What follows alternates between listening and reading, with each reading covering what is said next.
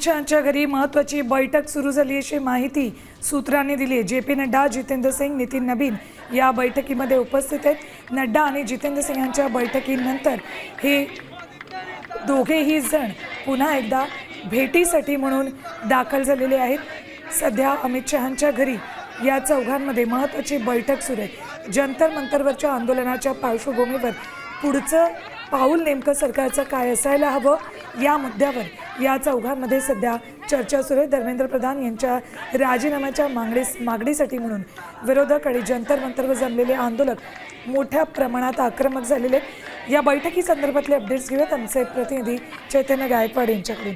चैतन्य, अमित शहांच्या घरी महत्त्वाची बैठक सुरू आहे, काय मुद्दे या बैठकीमध्ये उपस्थित होत आहेत, काय अपडेट्स मिळत आहेत?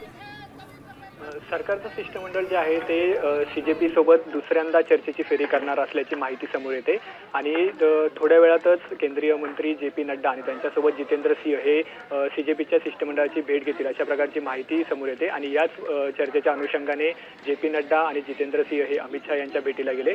थोड्या वेळापूर्वी जितेंद्र सिंह यांनी JP नड्डांशी चर्चा केली। त्या दोघांशी चर्चा झाल्यानंतर आता हे दोन्ही मंत्री अमित शहांच्या भेटीसाठी गेलेत। सरकारचं शिष्टमंडळ जे CJP सोबत चर्चा करणार आहेत, या चर्चेतील महत्त्वाचे मुद्दे काय असतील, त्याचप्रमाणे सरकारकडून काय आश्वासन दिलं जाईल या संदर्भातील ही चर्चा असल्याची माहिती समोर येते। आणि अमित शहा यांची भेट केल्यानंतर आता दोन्ही मंत्री CJPच्या शिष्टमंडळाला भेटायला जातील। ठीक आहे, धन्यवाद चैतन्य संपूर्ण माहितीसाठी। तर JP नड्डा, जितेंद्र सिंग हे अमित शहा यांच्या भेटीला गेलेले आहेत। अमित शहांच्या घरी एक अत्यंत महत्त्वाच्या मुद्द्यावर चर्चा सुरू आहे, कारण धर्मेंद्र प्रधान यांच्या राजीनाम्याची मागणी आता जोरदार होती।